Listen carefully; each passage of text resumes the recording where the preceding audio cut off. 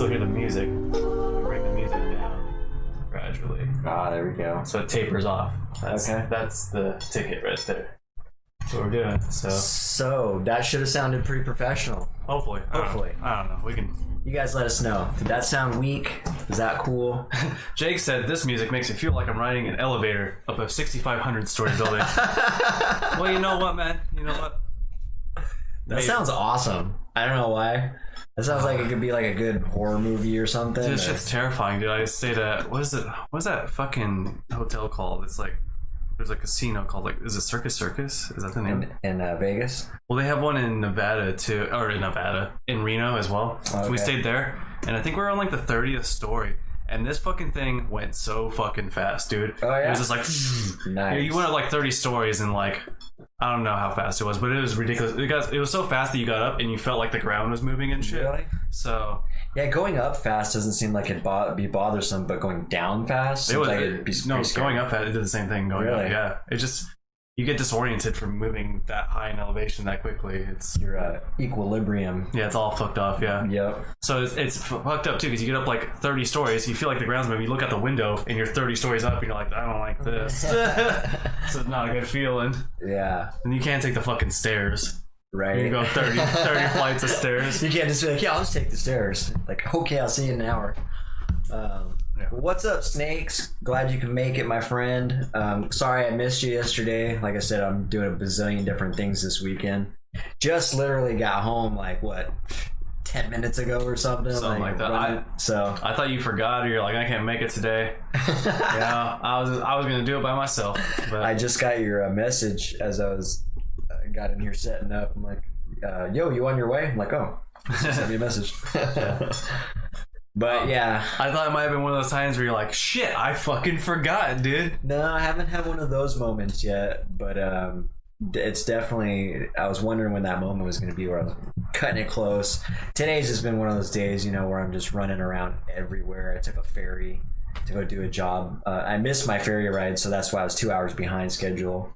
So I took a different ferry out there and kind of just jerking around, and as my friend Alan likes to say, dicking the dog. You were dicking the dog on the ferry? Exactly, yeah. And then, as you know, that's not pleasant. There we go. Thank you, dude. Wrecked, man. Oh yeah, dudes, it's cool. Danny's my best friend. Right on. Yeah, we guys best buds. Yeah. Oh yeah, I forgot. Let's do the intro real quick first though. Episode 25. Hello, how's it going, everybody? Everyone else besides Jake. It's cool. I was talking to Jake. Jake watches all our stuff. I didn't realize he watched all of our all of our stuff. He's like a true fan. Most of them. Nice. Yeah. So okay, it's pretty cool. He's like, hey, I appreciate the shit out of that, man. We were hanging out. He's like quoting specific things from episodes and shit. Dude, I need to kick you down a shirt. We got merch. I forgot. Yeah, dude. Hell yeah.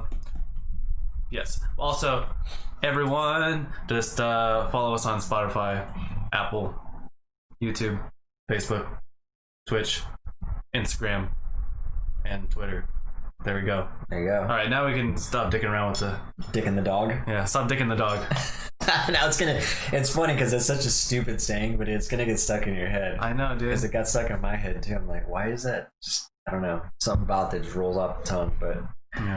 Yeah, dude. I'm happy to be here. I'm glad I made it in time. Like I said, sometimes I'm cutting it close. This is one of those days where I'm just super fucking busy, and so even though I just came in the door, it's still nice to take a break. That's gonna be the new phrase. So Jake said he's only missed one or two. He says he was pistol whipping babies and shit. So now when people are like, hey, I knew you'd like that. People have been like, hey, what have you been up to? It's like, dicking the dog and pistol whipping babies. That's gonna be my new phrase. Where you're like, what? Nice. Hey, how's it going, hi, Grandpa. How's it going, man? Right after I say that phrase, Grandpa's like, hey, what's up? Next, dude, we would have had the pistol whipping babies episode before we had merch done, I totally would have got that on the back of my shirt. You get some fucking dumbass trying to fight you because you have that on your shirt. Right? Again, out of context, black and white, people, come on. Yeah. That's like, what's the equivalent? That's like for me walking around wearing a shirt that just says gay. No, just says maybe super gay, like emphasized a little bit more. Yeah. And someone's like, what's up with your shirt, dude? And like getting offended maybe by it. Like, what do you like? Are you saying something super gay, or are you super gay? Like, I'm confused. Right? No, like this shirt was made by a guy that's super gay. That's his brand name. It could be anything. Exactly. It's a context thing, dude. You have no idea. Gay could be a euphemism, like gigantic and yellow. Yeah. It could be a euphemism for something like, yeah. Actually, the super gay is only directed at people that ask me about the shirt. Right on the back it says something like, if you're asking me about this shirt, it's about you. It's about you. You can go ahead and feel offended by this. Get a shirt with babies doing the pistol whipping. Loophole. Dude, yes. Pistol whipping babies. Dude, yes. We gotta do some artwork now. On the front, pistol whipping babies and shit. And then on the back, and when someone sees that, they're like, what, dude? Like, it's not cool, man. And then like see the back of the shirt, right? And then watch your mouth, young man. I'm not even that young anymore. What are you talking about? I'm almost 30. I just look and act younger than I am. Right? Yeah, you got terrible fucking mouth, man. You got terrible sailor's mouth or whatever they call it. So what we need to do, we need to have like a baby pistol whipping a dog. But that'd be cool. That's a good idea, though. I like the loophole, like you said. Just have the front be something offensive as hell, and then the back actually showing the baby doing the pistol whipping. Oh yeah, like gotcha, pistol whipping babies. Just like, wait, what a sec? Scratching their head. Yeah, should be like a baby pistol whipping an adult. Right? I guess. Yeah. I guess your family is like noticing that we got potty mouth. I guess right now. Is it just me? I don't know. I guess we came in hot on this one, just coming in with the... I don't even pay attention to the words I use half the time anymore. What was I going to say about the potty mouth? Oh, I don't know if you guys caught any of the episodes, but there was a youngster, I don't know if he'll get offended me calling him a youngster or not. He's actually a pretty cool kid, but remember the 14-year-old kid that was chatting a couple episodes with us? Talking about doing the Big Bro podcast or something like that. He was talking about how he cusses a lot and stuff, and we were having a conversation about how cussing, you know, when we started cussing and all these things about cussing and what it meant to us at those times and stuff. Mm-hmm. I don't know. I thought that was a pretty cool conversation to have with a 14-year-old kid, though. Yeah. Let me double check, guys. Okay, I did start recording. Sorry. I like triple checking things. Yeah, talking like a sailor. Yeah, you know me. Yeah, yar, mateys. No, yar. Oh man. Start talking like pirates on here. We should have a pirate themed episode. That'd be cool. How about Uncle pistol whipping a nephew? Nice. Yeah. Jake, how about we do a pirate themed episode and we sing like some pirate songs on the podcast? I don't know why, but that sounds cool. Sounds cool. So much violence. What are you talking about? Yeah. It's such a violent podcast, you know? Nowadays, like, pistol whipping babies or anything related is like child's play. No point intended. Or pardon the pun. But let's just move on. You made it weird. Oh, which one? This uncle? This uncle's really violent. He's a fucking crazy ass. Yeah. I mean, I think the pistol whipping thing that was from you. I think that was your idea, and we just went with it. So we'll go back and check that. I was throwing you under the bus, right? Just making up bullshit. I don't take responsibility. I mean, I definitely advocated it, and it's funny as hell. So, and I like the shirt idea, but I don't want to take credit for. I don't want to take any credit for that, really. Good stuff, man. Well, what's new? What's new with you, dude? Dude, anything new? I finally got my computer built. Sweet, that's new. Dude, it's freaking running like a champ, man. You know? Nice. That's like really smooth. I was like, I went over to Heather's last night, and the whole time I was like, fuck, I wish I was at home playing my computer. She's like, we can go stay at your house tomorrow. It's like, all right, cool. Roland gave me his old PC, and then I upgraded it for people that don't know. I bought these upgrades that I was waiting for so I could use it. I had to get like a wireless card for it and shit, but the whole time Roland's like, did you get the stuff yet? Did you get stuff? Because he wants me to play a fucking video game with him. He wants me to play Valorant with him. Yeah. And then the day I got it, I built it, and then I didn't even stay at home that night. So he's like, yeah, I know. So yeah. Yeah, that sucks. You're just like, damn it, I want to drive it. I want to play it. That's funny. Yeah. That's all you can think about. It's not all I can think about, but it's definitely like, man, I want to play on my new PC. That's funny. Yeah. Right on, man.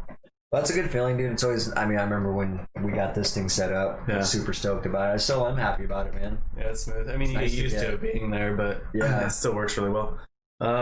Besides that, hung out with Jake with Snakes and went skateboarding yesterday. How did that go? I didn't even talk to you guys about that. Yeah, that was cool. We skated for like, I don't know, an hour or two, probably closer to 2 hours. Where'd you go?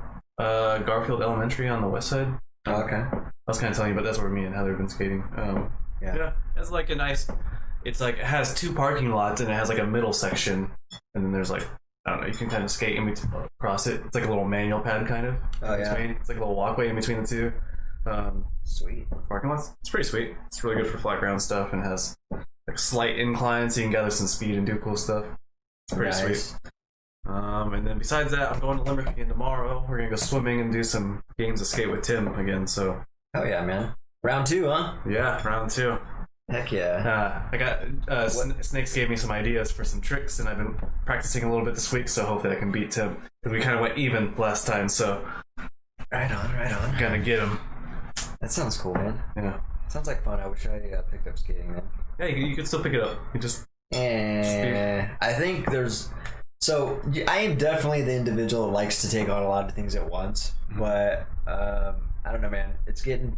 There's a point where that's starting to taper off now. yeah, but I mean, like you don't have Like to try the windows are closed. You don't have to try to be like a professional. I'm just saying you could casually go skate with your friends. You know what I mean? Like if Yeah, you like, maybe longboarding. Yeah. Well, I mean, you could ride a skateboard, maybe like learn to do an ollie or like a 180 or something. Not like be sitting there doing tray flips and crazy shit. You know, just learn like a couple tricks and mob around. Like that could be fun. Ollieing, and I remember trying to ollie, and it was such a challenge to try to.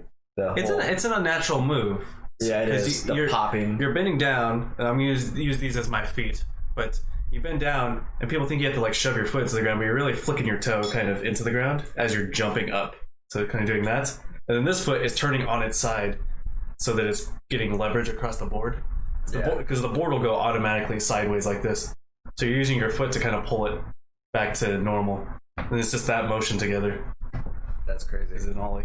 That's funny the way you explain that. I've never had anybody explain it like that. Yeah. To where you basically just jump up, but as you jump up, you flick. Yeah, as you're jumping, you're flicking it, so it's making the board push off the ground and follow you. Yeah. But it follows you vertically, so you have to bring your front foot, you have to turn it sideways and slide it up the board, and that brings it back up to level with the ground, basically. Nice. Yeah, it's a unique sport, man. I always dug it. I definitely like watching it, and Yeah. I'm into it for sure. It's just not one thing I got into. Yeah. We can get you some pads and a helmet. Yeah, I think, man, if I get into that, it's gonna be, we're gonna ride around. We start a little gang, a little clique. Yeah. Yeah, and then we'll Snakes skateboards, and so does Sean. I'll longboard while you guys. I'll be the longboarder in the middle. We got, so Sean skateboards. I haven't skateboarded with Sean yet, but skateboard with Snakes. Heather's learning. You can learn with Heather. Heather's a beginner. So. Right on. Roland might get a skateboard again. Tim's moving, so I mean, that kind of sucks, but whatever. I mean, not whatever, but I mean, what are you going to do about it, Yeah. So. But, yeah. Anyway. That's cool, man. What's up with you, though? What is up with me? This weekend's been, I feel like it's just been racing and too much to do. Especially today, yeah. I was just telling you, like, just appointment after appointment and ferry after ferry. And Yeah. What? Oh, by the way, Phil, what the hell is Lindbergh Renton? Is that like a skate park or something? I don't. Yeah, good point. I've never heard of that. I mean, I know Renton, but Yeah, Renton makes me think of Renton up north here. I'm assuming it's a place in Renton. But so yeah, it's a crazy day for you. Skate park, maybe. That was my assumption. I don't know. I'm not going to skate parks right now because there's just too many fucking people in them. Yeah. Going to some more discreet spots. But yeah, no, I've been good, man. Like I said, I had a nice little. The ferry ride was actually pretty cool. Yeah. Just chilling, watching the water. Me and Malia were just, she was drawing and coloring and It's stuff. a great time of year to be on a ferry. Yeah, it was cool, man. Oh, he thought you said swimming at Lindbergh. That's funny. Weird. Did I say? Was I talking about Limerick? Swimming at Limerick. Lake Limerick. That's where I Oh, okay.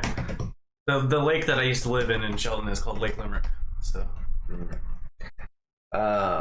But yeah, no, man, things just been busy for me. I'm got so much stuff I'm juggling with, dealing with permitting processes. So don't want to rant too much about that. But yeah, you've heard me talk about permitting processes, and it's just it's a fucking racket having to deal with the city and the hoops they make you jump through, and getting different site plans and engineering, site specific stuff for houses. It's not fun, man. It's not one of the funner things about my job or my line of work. Mm-hmm. But some of the things I got to go through, and it's all worth it. So part of it. I swear though, it makes me I can't stop thinking about getting out of here and into a house, man. Like I just can't wait for my taxes to get done, so I can stop renting. Yeah. I'm still a renter, and it sucks. I'm kind of excited to go look at houses with you. Although I'm not looking forward to moving everything. Yeah, I mean, honestly, that's not even I don't have that much stuff, so yeah, you know, that's probably. You got like this thing's gonna be annoying to move. That's gonna be shit annoying. Yeah, the couch. I have to probably take that apart. I think so. I guess, because you have to move it down the fucking stairs. So yeah, just throw it out the window. And it's heavy. Yeah, we'll just take both panes off the window and throw it out the window. Your grandpa Jim said he remembers that, and I'm pretty sure he's referring to the permitting processes that I'm complaining about. I think he was talking about built houses. I think he was talking about Lake Limerick, but oh, okay, yeah, okay, yeah. Were you talking about Lake Limerick or permitting process? Because I remember you said he built houses, so yeah, he probably remembers. Oh, moving. Well, here you said Lake Limerick, and then 10 seconds later said, "I remember that." Oh, nice. So I don't know. But yeah, no, I don't know, man. Just staying busy and getting Malia back into swim lessons tomorrow. First day back in oh, nice. Shit, 4 months or however long it's been.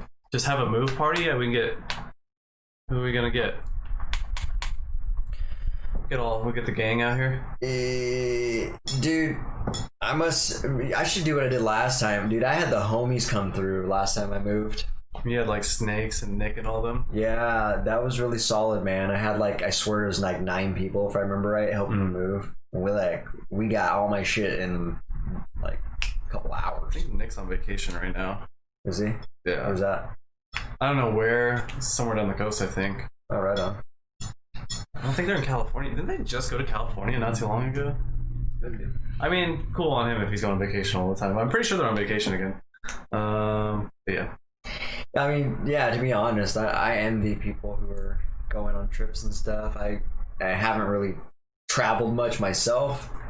I would like to. Get the vegan gang out here and have a little barbecue.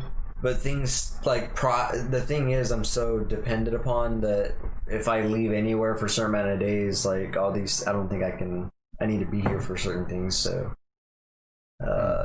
processes stop. And, you know, I don't think I can carve out the time to do that right now. Sounds like fun, though. I envy people, like I said. It would be cool to head on over to, like, Costa Rica or something and just... Oh, yeah. Yeah, oh, yeah. You just gotta get your business big enough to where you can delegate to the people while you're gone. Delegate my main part, yeah, exactly. Like, all right, yeah, you can get like an assistant manager, or business owner, or whatever, you know, That's the when you know you've hit the big, you took a big step. Mm-hmm. You know what I mean? Like, 'cause, yeah, I'm getting sales reps and employees and things like that, but now I need for someone to fill my spot to free me up. Yeah, when I need to. Your business manager. Yeah. I'm gonna look into that. Good luck, right? Yeah. Yeah, those people will probably expect a decent amount of money. It's a lot of responsibility. Exactly. Well, it's got to get big enough, like you said. Yeah. But I mean, you're almost getting there. You're getting the orders. You just need a company that you can rely on to give you the materials. Yeah, so you can get things done in orderly time. Yeah, it's funny trying to build like a seamless, a rinse and repeat type of business is the hard part. Because I feel like it's just one thing after another, man. Like, starting out a business, first, I think the biggest hurdle for me was learning how to sell, learning how to pitch, learning how to like be confident in me and my product and what the hell I'm offering and like my value and my skill set. That was like the biggest thing, period, because I didn't realize for like a whole year or longer that I was coming into all these sales and wasting my time driving here, driving there, doing all these quotes with anybody who had a pulse, without vetting them, without screening them. I didn't realize how bad that was setting me back. But yeah, it was just without going into that too in depth, basically it's just phases like learning how to sell. Now that I've learned how to sell and pitch, that's not the problem. Now it's everything that goes involved with that. Now we've pitched, now we got to make sure that the manufacturers will supply this product to us that we're depending upon. All that comes through naturally. Now I'm having problems with that, so it's like, oh my god, it's like one thing after another, dude. It's a lot of moving parts. Yeah. And so that's what I found the hardest part as far as trying to run our business, is trying to get all these moving parts to align perfectly. So we'll see how that goes, but again, that's the hardest part of making it. But I don't know, I mean, I've had a good success. I just sold a really big sunroom yesterday, and so that's nice. Just sold a pretty good sized deck the other day. Sunrooms are the expensive ones, right? Yeah. I mean, this or no, that's like life rooms. The sunrooms are still pretty pricey though, huh? The sunrooms are more expensive than a life room. Yeah. Are they? Yeah. Why? I thought the life room has all the like weird technology things, like the fucking. Yeah, it does, but it's cheaper. Sunrooms have a good amount of engineering and technology that's went into those as well. Even the glass and just the components in it. Okay. Yeah, the life room's just a tricked out patio cover system. Oh, okay, I guess that makes sense. It does. I mean, it is a wow factor, and it is a lot. I mean, the last one we built cost them about $40,000. So yeah. How much do sunrooms cost? I thought they were like. One I sold was about $66,000, $67,000. Okay, I don't know why I thought they were like 20 to 40,000. Nah. For a small one, yeah. Yeah.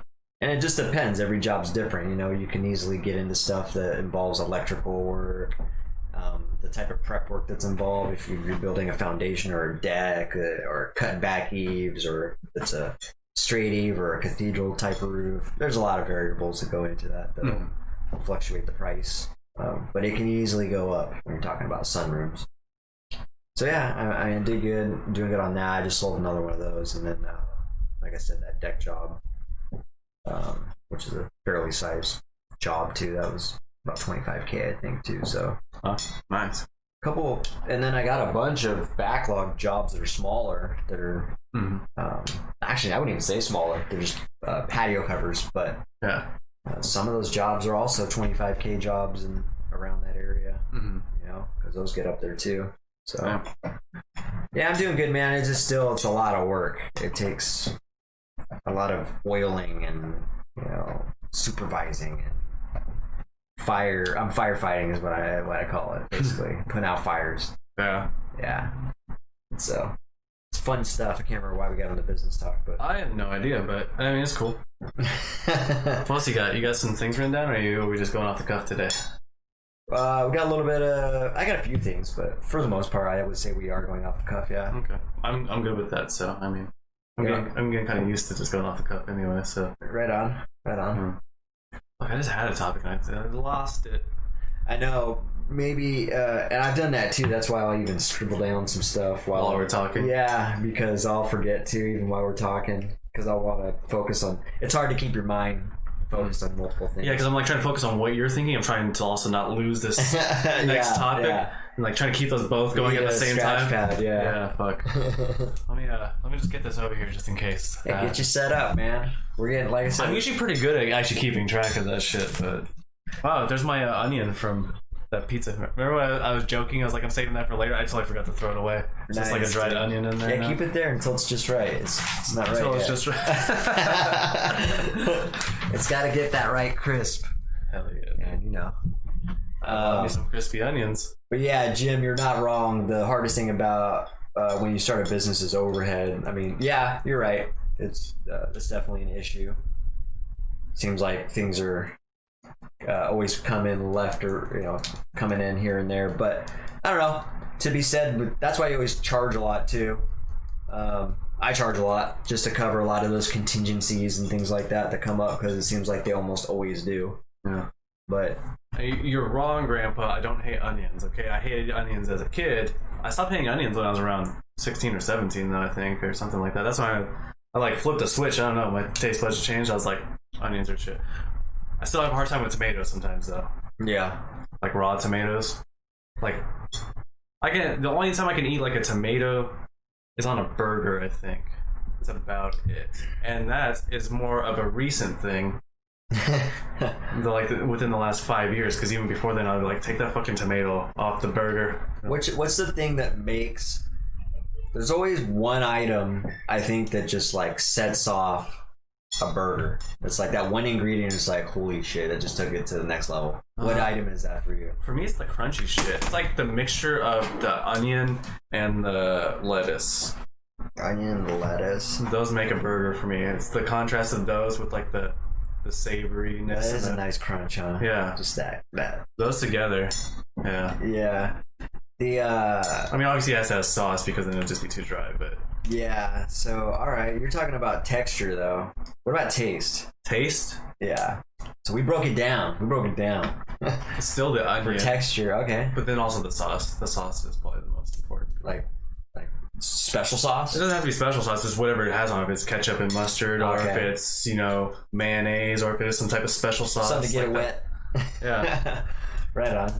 What gives it its unique kind of flavor, because you have so many different types of sauce. Like you can get I like barbecue sauce, and you put like jalapeno and pineapple on your burger. Those are bomb too. So heck yeah, dude, that's like a Hawaiian style burger. Yeah, dude, they're fucking so good. Oh man, you're making me hungry now. Dude, I'm fucking hungry. I skipped dinner for this shit, man.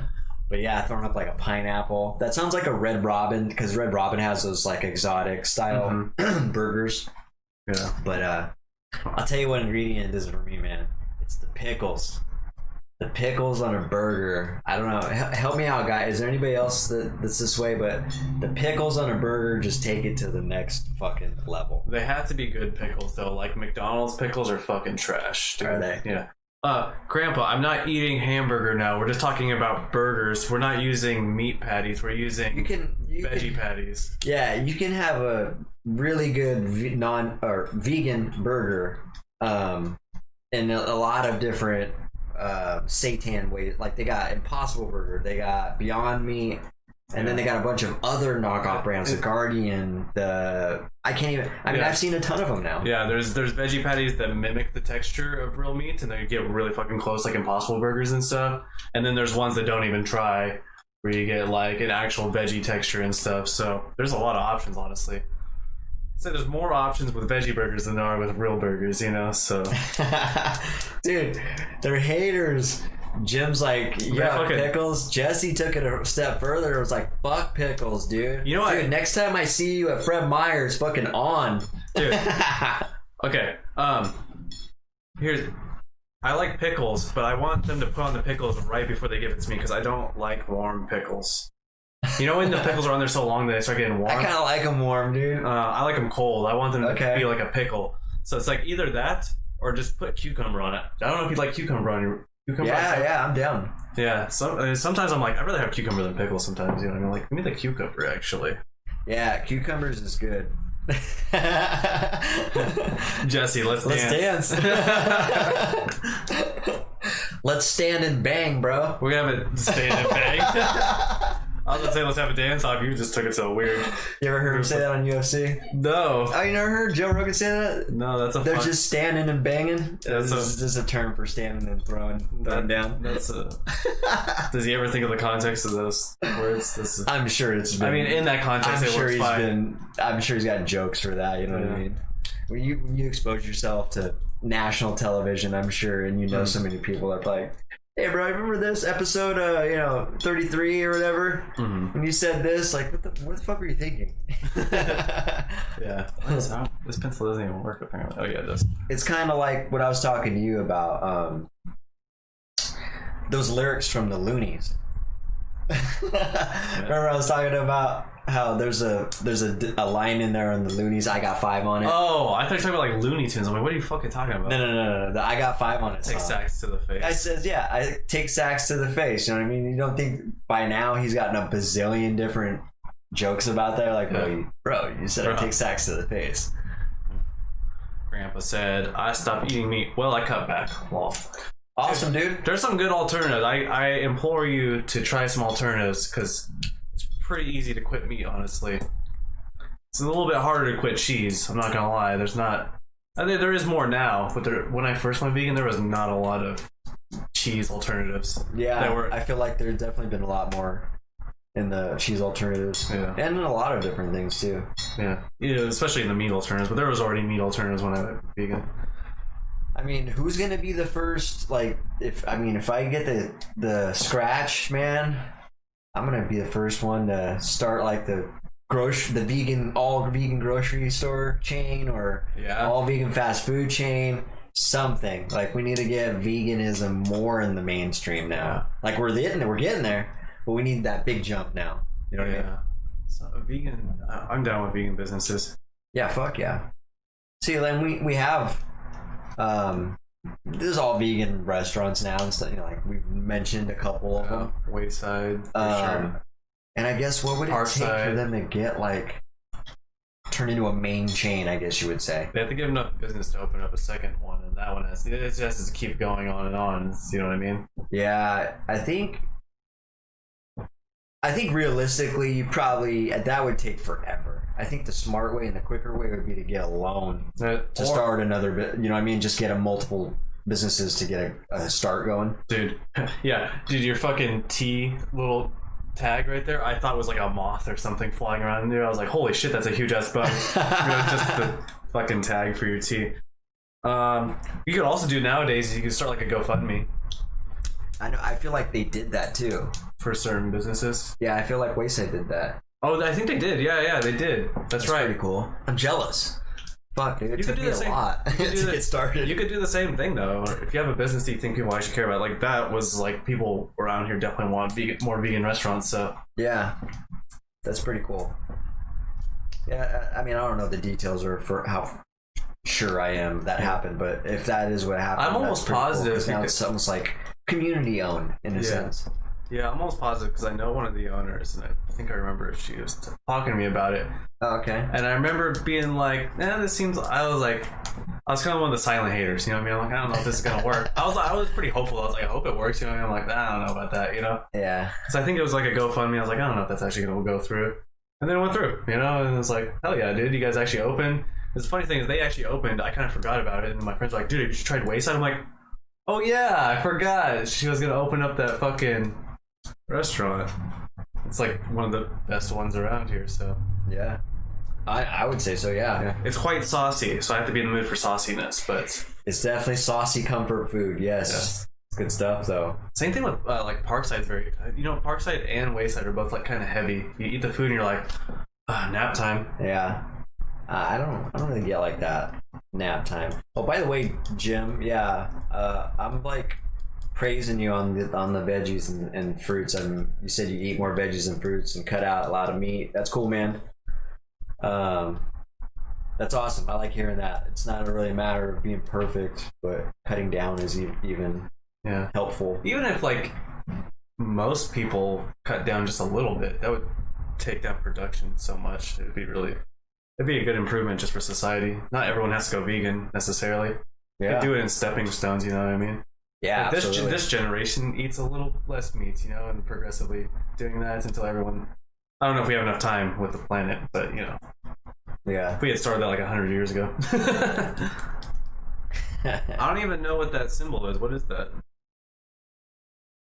That's a good. Is that a hand? It's ice cream. Ice cream, dude. There is some fucking bomb vegan ice cream. I don't give a single fuck. Yeah, it tastes. It's just as convincing. It's just as delicious as regular ice cream. Oh yeah.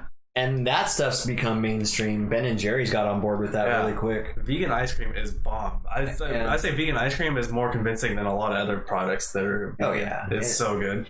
well, anything that doesn't have cow's milk in it. Yeah, I was say like cow's milk better. is not even good to begin with. So like the vegan alternatives are just better in my opinion. Like Yeah, I get that salted caramel ice cream from Fred Meyer. nice. It's almond milk ice cream. It's fucking amazing. I tried the last one. I tried was a Ben and Jerry's. Like I said, Ben and Jerry's, they're smart. Any company that's doing these vegan alternatives are fucking smart because they see that there's money in it too. But I tried one was called Netflix or something. I think it's called Netflix and Chill. Netflix and chill. That makes sense. Yeah. And it wouldn't have like pretzels and like brownies or something in there. It's vegan though. Yeah, I haven't really eaten any other stuff because their stuff has so much saturated fat. And I think they make it from coconut milk, and I'm just like, I'm a little more health conscious. Like the, I think the ice cream, the salted caramel, the almond milk one, I think only has like a couple grams of saturated fat. Whereas like a Ben and Jerry's thing will have like 12 or something. And I'm like, I don't really want to commit to that right now, you know? Yeah. Like It's good though. It is good. I'm sure it's amazing, you know? Yeah. Me and Heather were just talking about this earlier. We were talking about In-N-Out's not having a vegan burger yet. And I'm like, it's gonna happen. Yeah. It's gonna happen. I don't give. Like, Who's gonna? Okay, so Burger King's done it. Burger King's done it. And I tried it once. That was recently, a few months ago, when I went to Yakima. I need to add. So Philip said I need to add weight. I need to add weight. That doesn't have to do with being vegan, though. I weighed probably 15 more pounds earlier this year being vegan. I was working out and I was eating a lot. It's just, you know, the pandemic has given me anxiety and stuff, and I just haven't been eating as much. So it doesn't have to do with that. But Or that's just your normal body size. I don't know. I don't know. No, I haven't been eating as much as I should actually be eating. So it's not necessarily what I'm eating; it's the amount. I'm not eating enough food. Yeah. I must say, I mean, it is hard. It's definitely hard for me, and I would say maybe even for all vegans to intake enough amount. You just the amount of food that you need. You just it's usually more volume unless you're eating stuff that's like dense. You know what I mean? Yeah.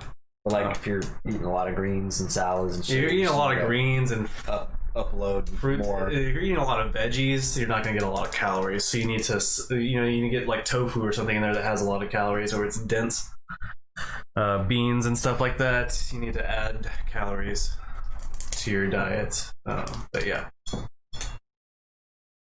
Meat lovers from pizza, no, you know I won't eat that.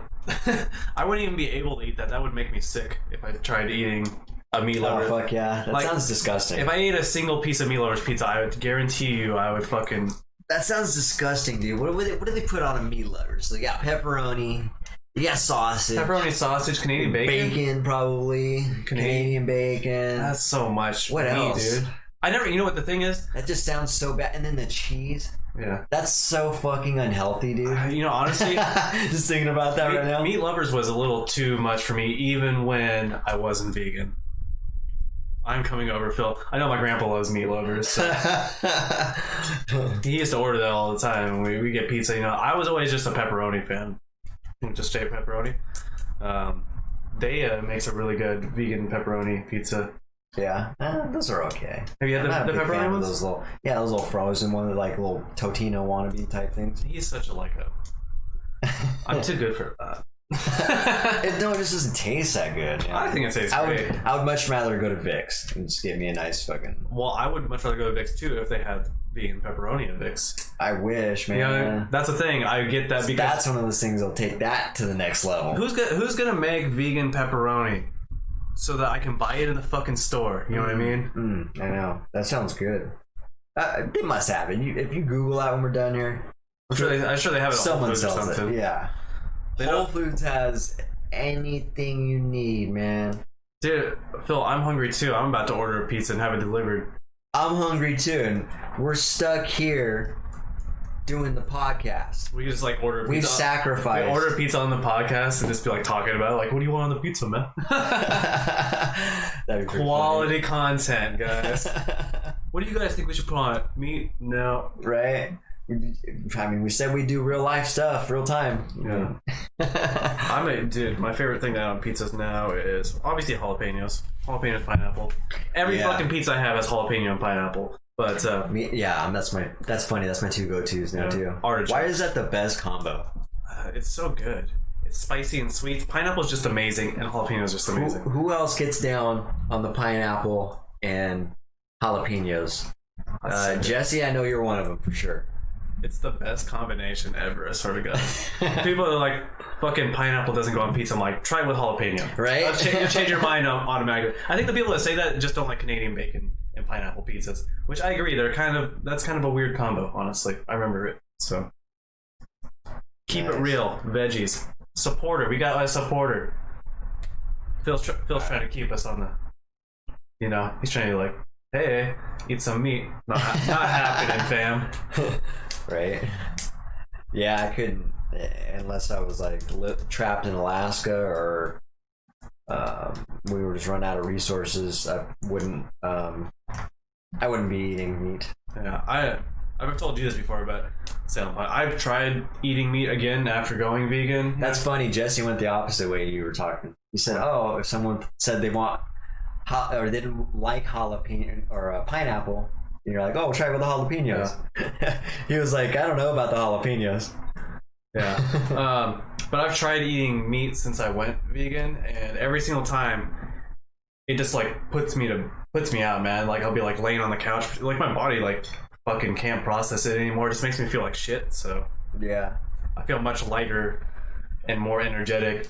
Not that much more. I'm still a lazy ass, but yeah, less than I was. I was even worse when I wasn't vegan.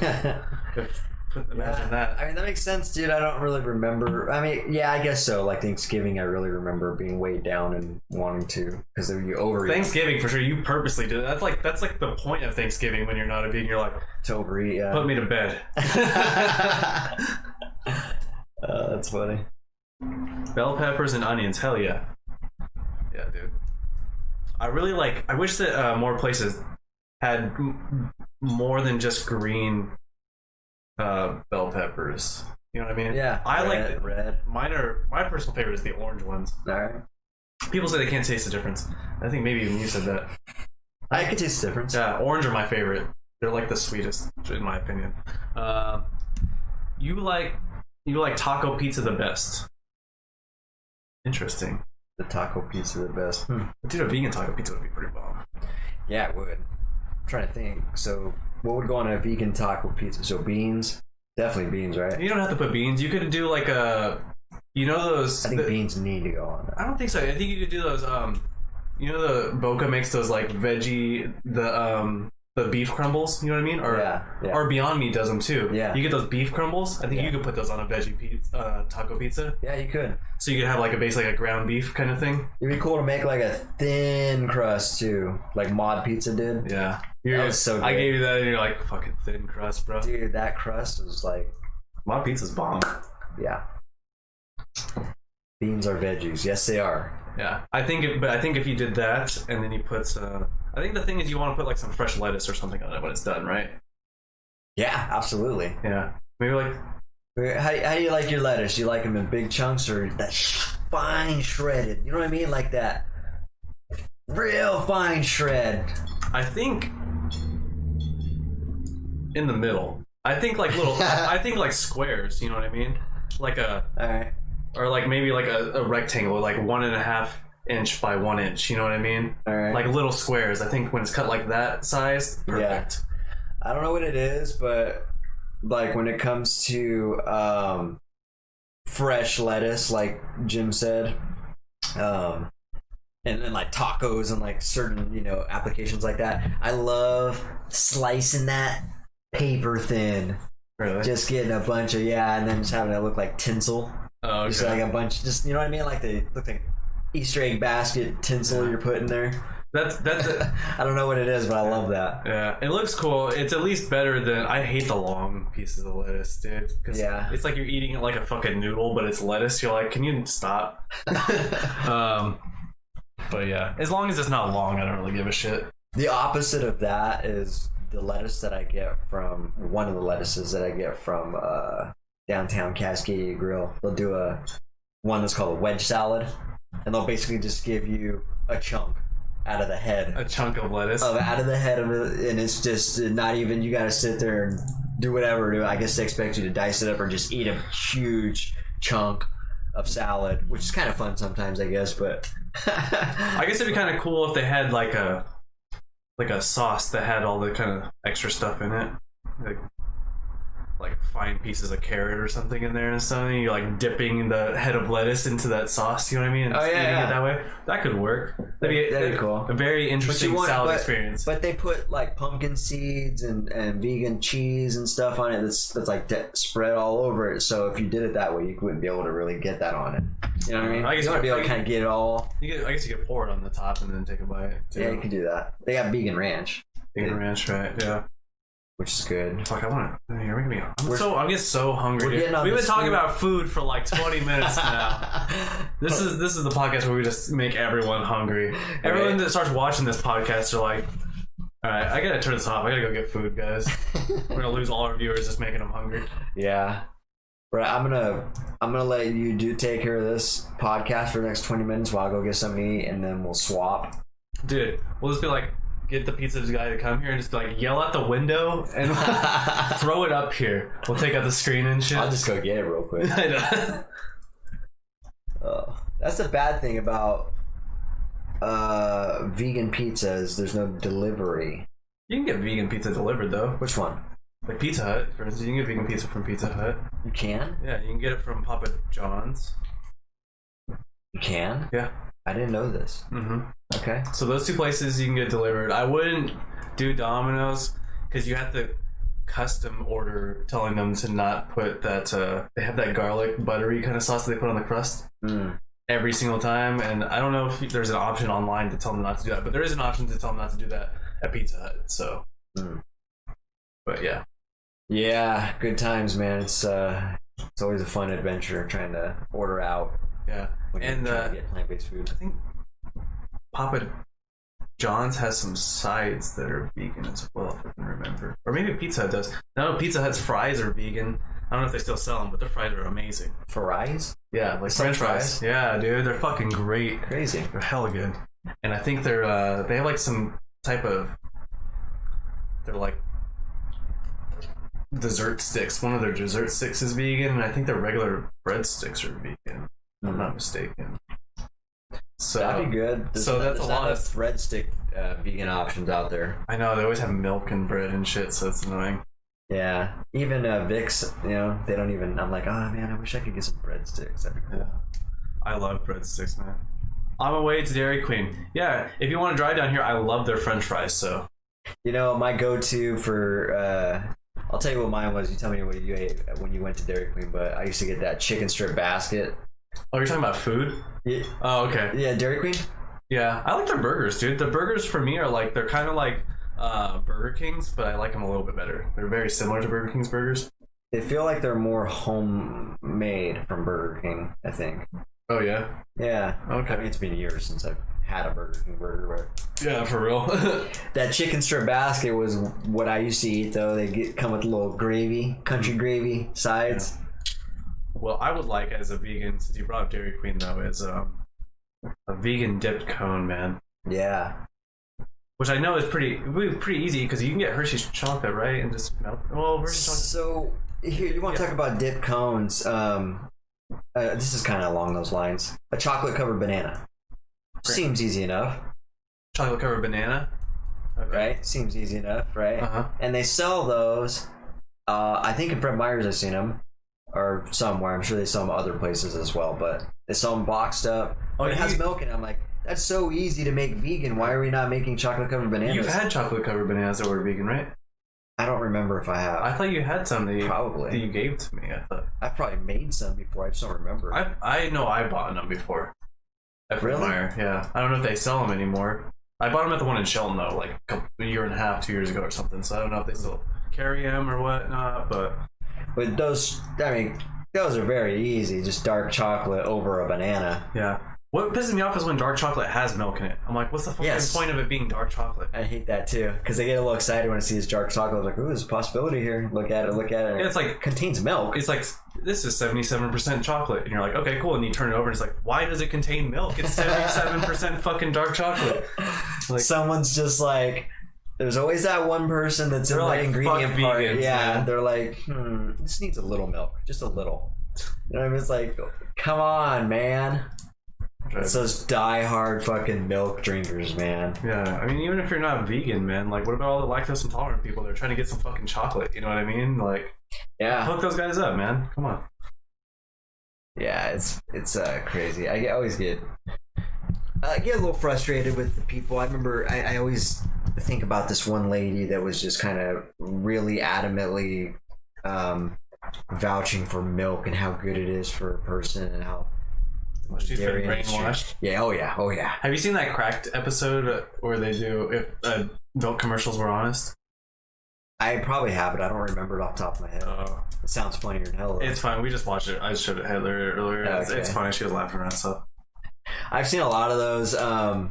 Also, if is it all by that old man? Yeah. Okay. Yeah. I've probably seen that. Also, the one where if the meat industry was honest. Yeah. Yeah, that guy's funny. That guy's hilarious, man. Yeah. Yeah, good stuff. He's got a few good ones on there. I wonder how many views that guy's get. Dude, Cracked is a big channel, so they get a lot of views. Oh, really? Yeah, like, here, I can look it up. I just gotta turn the volume off on here. It has a lot, dude. You'd be surprised. I was surprised. But you know, 1 second. Cracked milk. What is that guy's 1.3 million views. I forgot that guy's name or what he's even off of. Is he off of anything? All I know from is these. He looks really familiar. He does. I don't know. But he looks like every old white man I've ever seen. That's right. Or his voice sounds familiar. I feel like he was on some Dave Chappelle. Maybe. Sketch comedies or something. But I don't know. Yeah. It's good stuff though. That shit's hilarious. What's the name of that channel? Cracked. Okay. In case you guys are wondering what we're talking about, Crack channel. That old man on there. Yeah, good stuff. Hilarious. I mean, it has 1 million views though. Oh, the other thing I was gonna look up is I was trying to. What percentage of people are vegan? Percentage of U.S. is. I thought $1 million. Okay, so 5 to 8% of the United States is vegetarian, which is a pretty fucking high number. 3% is vegan, apparently, supposedly. I thought it was 5% was vegan, but if you think about that's 5 to 8% is not a big number. Yes, it is. Out of 100, it is. Okay, think about this. There's 350 million people in the U.S., so 1% of that is 3.5 million people. So when you times that by 5. You get like 18 million people are vegetarian. That's a big number. It seems like a small number, but that's a lot of people. Think about that. There's like 20 million vegetarians, you know what I mean? There's probably like 10 million vegans in the US. I mean, it's a lot, and it's a lot of it's a big number, but in comparison, there's way more room for growth, is what I'm saying. Oh, but it's growing though, is the thing. That's why it's important, because like even like 5 years ago, I think the vegan was 1%. You know what I mean? This might have been like 3% for the vegetarian side. So it's growing. You know what I mean? Yeah, I know it's growing for sure. Yeah, more and more people. Good stuff. Well, and we talked about veganism and food for quite a long time right now. We did, yeah. We're gonna shift gears on you guys before we lose you. Yeah, we have 1 more hour. Let's So a couple things here. First of all, we didn't get a chance to talk about that explosion. Yeah, right. Yeah. I didn't even get a chance to research where that was. Yeah. Or do any. You haven't seen anything? I've seen videos. Yeah, that's all I've seen. Did you see the explosion? Yeah. Oh yeah. It's fucking crazy. Huh? I've seen the explosion from a couple different cell phone videos. A couple people were far away. One guy was right by it, and his car flipped over, and that type of stuff. I wonder if he died. I don't know. It's a good question. 130 people died. It was gnarly, man. Seeing it's crazy because like the phones are capturing stuff like that. You know what I mean? Not only it's one thing to see like an explosion like that from a helicopter view. You know, there's only 1, maybe 2 shots of this, but now you got cell phones all over the place where you're getting just angles. You know, galore here, and experiences too. And like I said, the video I seen of that guy shooting from the car, practically right next to it, and then when it exploded, his car flipped over. It's just like it's intense. Those man. Those videos are scary. It was in Beirut. Oh, is that where it was? Yeah. Right on. It's funny. They're all Turkey and Sabal, and you said Beirut. Okay. It's Beirut for sure. We're gonna fact check this where that was. Beirut. Yeah. Lebanon. Lebanon, huh? Yeah. Clashes in Beirut as anger swells over port blast 3 hours ago. Okay. Lebanon, which is, where is that? Is that in Africa? So apparently No, it's like the Middle East. Beirut. Is it Africa or is it the Middle East? I'm trying to remember where that is on the map. Okay, can we? Okay, it is like the Middle East, right? Okay. Yeah. I thought maybe this was over here for a second, like where Western Sahara is at, but it's not. Okay.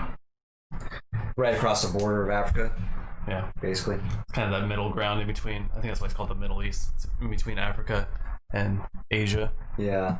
I don't know what continent is this technically. The Middle East, you know what I mean? Is it Europe? I thought Europe. That was Europe. Is it Europe or is it Asia? You know what I mean? Oh yeah. It's in the middle. That's why it's called the Middle East, but it's not its own continent. So what continent is it a part of? But yeah, that was intense, man. Just watching that explosion. I mean, just the blast, the force of the blast looks pretty damn strong. Can't believe that. But yeah, what a crazy event. Glad it wasn't. It was a chemical reaction. Okay. Yeah, it was like potassium nitrate or some weird shit. Okay. Not Asia and not Europe. Interesting. I don't know. What a horrible way to die. Can you imagine just being blasted the fuck out of it? Not even expecting it. You're just chilling in your apartment or something. Just getting shot. Your wall gets taken out and you get taken out with it and you just end up landing in something. Yeah. That blast wave was insane, dude. Yeah, exactly. So that's what I'm saying. From those videos, you can tell that it had some force. There's a lot of power generated in that explosion. Extremely explosive stuff. But yeah. But I don't know. I wish I would have had more information on that. Like I said, I didn't get a chance to actually look into it yet. But it was something we were going to bring up last episode, I think. Yeah, we were. We just didn't get around to it. But it's cool. It sounds like they got a little bit of information on it. Well, at least the location. Really. And then the fact that it was a chemical reaction. So that's really all I know about it, too. Yeah.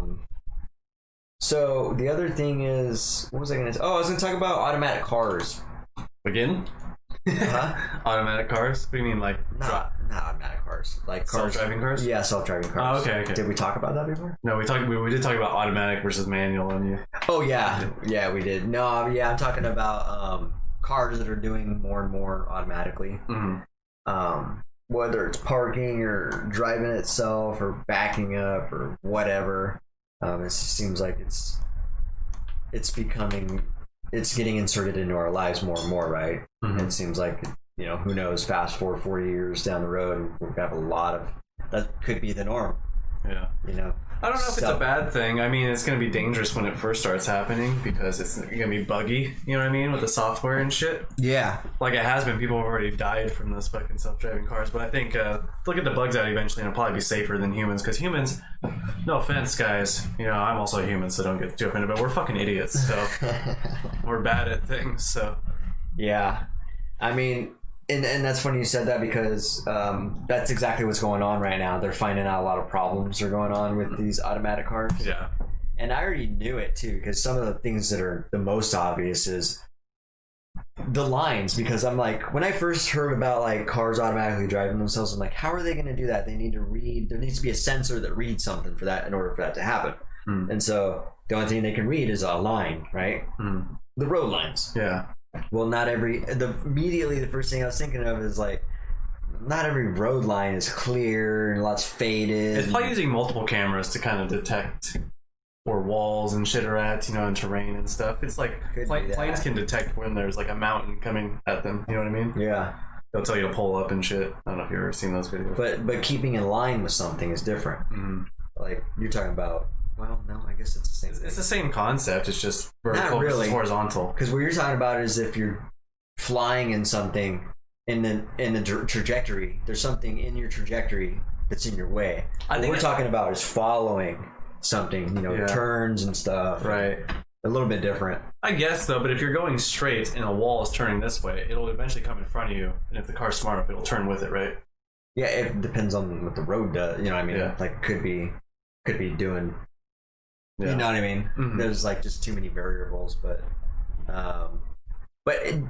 to what your point though, it is becoming a problem, and then the suspicion that I had about faded lines is actually true too. Apparently, it's not picking up lines on roads that have been faded or whatever. You know what I mean? So, Okay. which I was like, when I heard that, I was like, duh.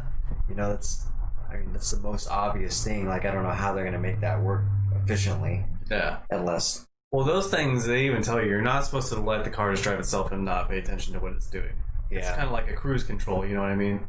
Yeah. It's just like pilots fly planes with autopilot, but that doesn't mean they just go take a nap, you know what I mean? That's funny. It's like, all right, later, plane. You do you. Yeah. No, they watch over that shit. I'll trust in you. I gotta wake up and we're gonna be there, right? And they manually land the plane, too, so. Right. I mean, yeah, when we start getting into automatic parking, automatic plane landing, craziness like that, I mean, then we know we're kind of we're getting into different territory now. We're just taking it to the next level, or at least trying to, because it's pretty advanced. Eventually, computers will be able to. I mean, computers are just faster. They have faster reaction times, and they can do calculations infinitely faster than humans. So eventually, our computers will probably get smart enough to where they can do things better than us. But I don't think they're there yet. You know, they're not there yet. But they will get there. And then, before you know it, they're going to be able to develop feelings. They'll be able to at least simulate feelings. Probably. They'll probably get to the point where you can't tell if they're real or if they're simulated. You know what I mean? Yeah. You'll get that. What's that called? The uncanny valley effect or something, where you can't tell if something's alive or not, or it has like subtly off. You know what I mean? Yeah. You get these robots that look like humans, but you can't really fucking tell. You're like, something feels off here. You know? Yeah. Well, you know what I always say: if something seems off, it usually is. That's I've known that to be true quite a bit, actually. It's really interesting because if something's subtly off, it's like your brain can detect it before you can like your subconscious can detect it before your actual thinking brain can detect it, and you're like, oh, something's wrong here. I don't know what it is, but I just have a weird feeling. And sometimes you'll ignore that for some whatever reason. And then you regret it. Yes. Almost always. Yep. Or sometimes you actually immediately acknowledge it, but you're right. It's almost like, and that's what I talk about. Like when we talk about, we're getting on something else here, but that's okay. When we talk about like self-improvement stuff, and I always talk to you, I think we talked about this, like David Goggins refers to the mind being almost like a separate entity that you got to keep in check. Like if you don't tell it what to do, it's going to tell you what to do, you know, control you type thing. Yeah. That's kind of how it is. This reminds me of. Yeah. Another kind of thing that's also kind of not completely related, but it was kind of funny is because like Heather was kind of like tripping out over this yesterday, is that like when you're like skateboarding, for instance, if you're trying to do a trick and you get it just like very infinite, like just very subtly wrong, you instantly know it and you just automatically bail. Like you can already just feel it. Yeah. You go to pop the board and you're like, nope, that's wrong, and you just throw the board away. You're like, Yeah. it's so weird. It's like such a fast reaction. It's like you feel it before you your brain can even come to that conclusion. It's just like it's an instinct. You automatically know. You're like, nope, I'm gonna crash if I try to land that shit. So no. Yeah, instinct is powerful, man. But it's not always easy to know, like to acknowledge it, I guess. Yeah. And honestly, I don't know why sometimes our brain does that when we do choose to ignore that instinct. You know what I mean? I don't, because almost every time we do regret it, like you said. Yeah. When we ignore it, yeah. Like fuck, I knew it. You're like, I had a fear. I mean, shit that happened to me today. Just in a smaller example, I was okay. So I never take Marvin Road because there's a small chance I'll hit the train. Right. And you I'm like, and got the train today. I haven't taken that road in forever. Since the last time you took it with me, probably. And you got the train about that last time. Yeah, you're like, I never take this fucking road. You got the train. You took that road. I think with me. that's the last time I took the train. And you got the train that time too. Exactly. Perfect example of that, right? Yeah. I had the instinct. I'm like, well, I can't really afford to be late. I'm running short on time. I should just go down Carpenter. But it is, 29.8 seconds faster this way, so maybe I should go this way. Sure shit, I regretted it. And that's a small example though of like how my brain knew what I should be doing, knew what the right thing was, knew what could happen, what most likely is going to happen, and sure as shit, that played out exactly how my instinct exactly predicted it. So, but yeah, that shit's powerful, man. And I don't know why sometimes our brain just does that. Like, I don't know why my brain, I guess I thought I was going to be saving some time. Yeah. But and then it backfired and I lost time. Yeah. So ignoring your gut feeling is like the most annoying thing when you get it wrong. Yeah. And sometimes it is wrong. Like when I got on the plane and I was like, my gut was like, this thing's gonna crash, you're gonna die. It didn't crash and I didn't die, you know what I mean? So sometimes that's not a gut feeling. A gut feeling and being worried though. They're similar feelings though. Similar feelings. They're easy to confuse is the problem. Yeah. So I think that's probably why sometimes you ignore it, because you're like, am I onto something or am I just fucking being a spaz? You know what I mean? Yeah. But back to what we were talking about as far as like what I was saying, like feeling when something's off. That almost every time it turns out to be right. Yeah. If it feels like something, like you said, your brain catches something slightly off in a situation that should be a particular way. Yeah. Almost every time it is off. The most disturbing one, it's like when you're around a person or like a group of people and you get like a weird feeling and you're like, I should probably leave this situation. Yeah. And you don't even necessarily, like, nothing is like apparently off, but you just have this weird vibe, you know what I mean? You're like, I don't know about this, you know what I mean? Yeah. That's always a weird feeling. I don't know. Absolutely. Especially the more people you get involved, Yeah. Nah, it's that's a powerful thing too. So just being able to I don't know, identify something like that. It's trippy, man. Yeah. But brains are weird. Yeah. Wish we could control that. You know how powerful we'd be? Yeah. Maybe this is that shit they're talking about where we only use 10% of our brain. That's just a myth. It's not even true. Yeah, I know, right? Maybe is that just to make us hopeful, I guess? It's more of just kind of like a metaphor. You know what I mean? You don't think that's true, huh? They can scan your brain and see how much of your brain is working. It's almost always more than 10%. I don't think you can even use 10% of your brain unless you're like a vegetable or something. It's definitely more than 10%. Even when you're sleeping, even if you're not dreaming, your brain is constantly working. Yeah. It's interesting. It's like you go to sleep, but your brain actually doesn't ever actually go to sleep. Even when you're sleeping, it's doing things. Yeah. It's a good point. You said that it's measurable. So yeah. The fact that they came out with that phony statement. Yeah.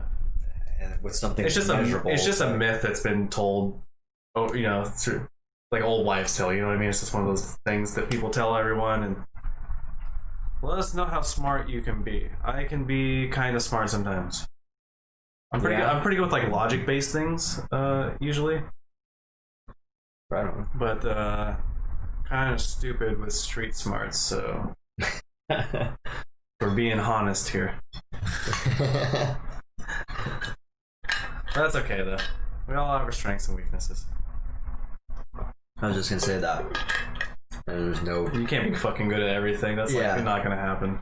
And to be honest, those type of people are fucking annoying. That mentality is annoying to me when someone's just like, the person that, I don't know if you run into it a lot as an adult, but definitely when you're a kid you run into these people. But the people that almost everything you talk to them about, they seem like they're an expert on it. Oh, that sounds like me. I mean, you could just be talking about whatever.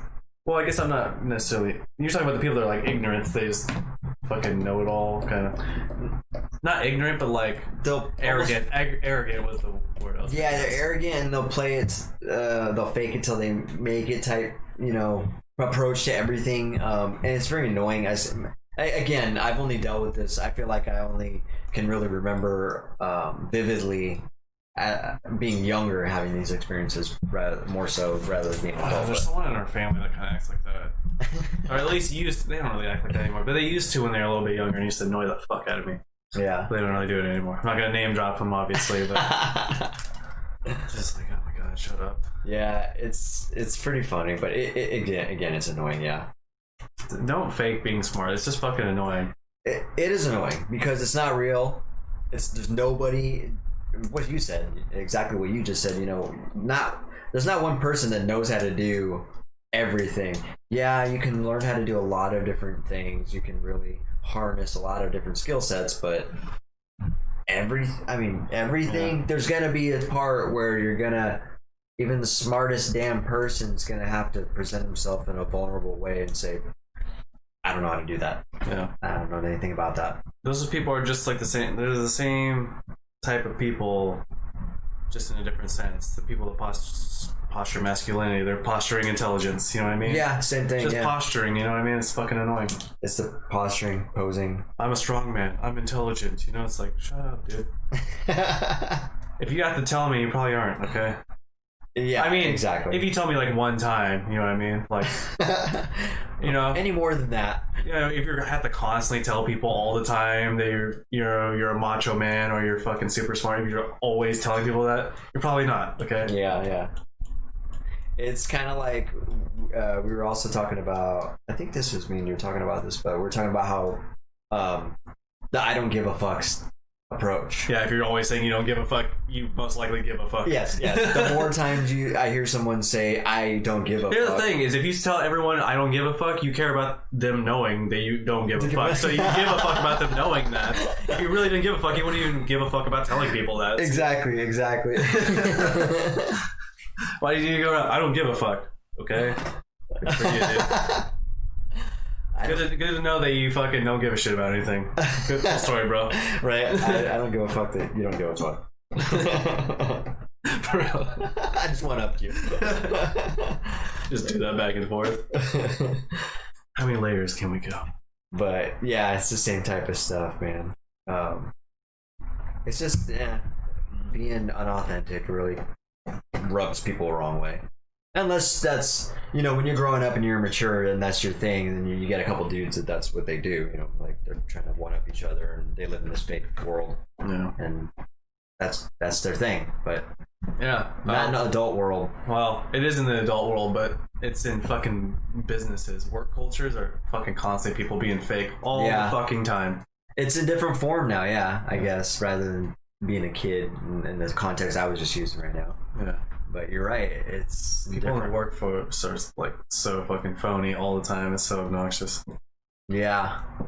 That's probably why I never got like high up in a job, because I don't like bullshitting. It's like whatever. Yeah, I mean, you really got to commit to something and be absorbed in it and actually believe in it if you're gonna do that. Yeah. I'm just talking about like the people that just play politics in the work, or like at a job or whatever, and work their way up just by fucking politics and being fake. It's like shit, fuck off. Smiling and shaking hands. Yeah, kissing ass all day and saying the right things. Throwing other people under the bus and shit. It's just like whatever, bro. Yeah, I always used to hear that saying. Well, not always used to hear, but I've heard it a couple times. Like about someone who's successful. There's always the assumption that they've probably fucked somebody over to get to the position where they're at. And that's probably true for some people, but there's multiple ways. You could actually be a hard worker. Yeah, exactly.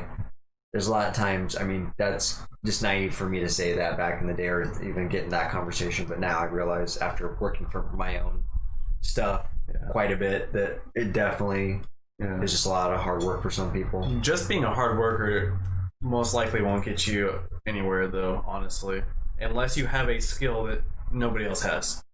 Yeah, because if you have the same skill that everyone else has, you're a hard worker, but they like the other people better, those people are going to get promoted, because that's just how humans are. We're social animals, and we want to be around people that we like. Yeah. So even if you're a hard worker, but you're not really likable, you're probably just going to be stuck in that position, which is sad truth. It's not a meritocracy, so. It's a sad truth. That's why it's funny you said that, because like working really hard is like something I definitely value, but don't overvalue it. Yeah. Because God, I seen this one meme of like 3 different scenarios of a person said like work. God, how did this go? Work hard, and it showed the girl like literally manually digging this hole. Work. I can't remember what the third option was, but the last one was work smart. Obviously, it showed her with a tractor digging the trench that way. But I don't know. You just got to know how to do. Working hard only goes so far. Yeah. Like it is definitely, I think, a prerequisite to being successful. But it's only a part of all the variables that's needed. I think it's overvalued. Yeah. All right. Let's get to this though. Grandpa said, "You never get rich working for someone else." I'm sure you'll agree with that a lot. You can make decent money working for someone else, though. That's for sure. You definitely can. Yeah. I mean, like for instance, like if I were to do my web development thing, companies pay like over $100,000 sometimes for people. You know what I mean? But I was actually gonna bring that up because we were talking about that. As you say, you don't overvalue hard working. They definitely don't in that industry. They want you to be a decent worker, but they also want you to be a cultural fit. They're like really big on that. It's like I think I remember you talking about this. Yeah, definitely have to be the cultural fit. And then Jordan Carlson, what's up, dude? By the way, what's up, Jordan? He said y'all are working for the wrong companies. What was working for the wrong companies? I'm not working for any companies right now. I mean, I work for Ben every once in a while, but Ben's chill. That's the wrong company. It's just like freelance side stuff, though. It's like contracting for them, basically. That's funny. Yeah, I just go to school and work for myself, basically. I mean, I work for the school, kind of. Yeah, I mean, and so let me address some of these. So, like, addressing Jim's comment about you never get rich working for someone else. Definitely. So, rich is subjective. That's kind of one thing right now. Yeah. What's rich to one person is not rich to another person, or what one person's idea of being rich to one person is different. Yeah, I know our definitions of rich are much different. Like I would consider myself rich if I was making like $100K a year. I would, because I don't need more than that. Like, yeah, I do pretty all right on the little amount of money I have now. If I had $100K, I'd be like. And so that being said, using that as an example, you could definitely work for somebody else and be rich, because that's your version of rich. So yeah. But if that helps you, I don't know. Just pointing that out there. So no. I think you and I probably thinking of rich is definitely, in the millions, obviously. Being a millionaire. Being a multimillionaire. No, you're not going to be a multimillionaire working for someone else. Most cases. Obviously, there's a couple exceptions. Even, say, if you want to be a millionaire and work for someone else, you'd probably have to get a good paying job like I was talking about, like where you're making like $100K a year, and then invest in other things on the side. So you wouldn't be getting all your money from them. You know what I mean? That'd be kind of like your starting funds for investing in other shit that's actually going to make you your actual riches. You know what I mean? Yeah. Well, yeah. Okay. So I'll just skip over these. What he's talking about is rich, meaning not working for money coming in. Passive, okay. He's talking about passive income. Yeah, you're talking about assets. Is what you're talking about. So, yeah, you're definitely, that's a whole different thing. You're either working for somebody, you're either getting earned income, which I'm sure me and you can have this conversation all day long because we know what we're talking about with this. But earned income and assets, which are completely different things. So absolutely, you're not going to get rich by working for somebody.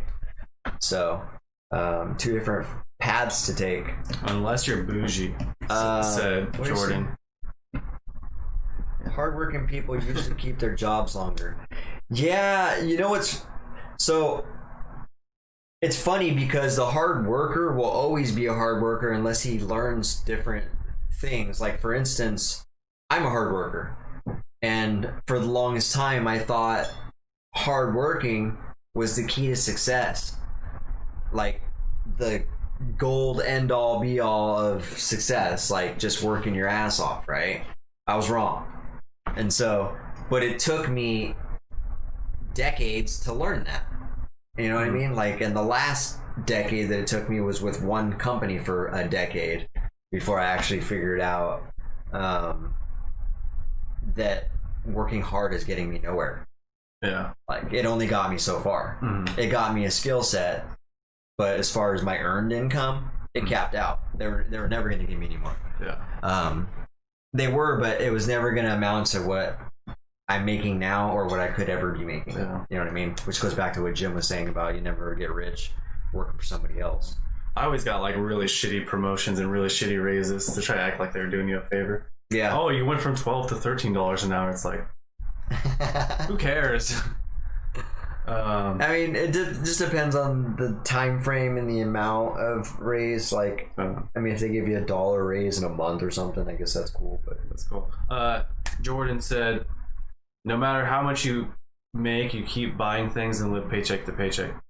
I mean, I guess kind of. See, so here's I feel like I'm doing well if I can pay all my bills, afford food, and then everything else after that's kind of extra, right? But I do want some extra, you know what I mean? So I want enough to be able to like go and have fun with my friends, you know what I mean? Like, you know, maybe like go to a concert like once or twice a year, you know what I mean? Be able to go out and like, you know, be able to buy a skateboard if I want to go like take up some hobby or something, or like I'll be able to afford paint so I can paint with Heather and shit like that. I mean, not like a ton of money, but just enough money to where I can do social activities that would make me happy with other people, you know what I mean?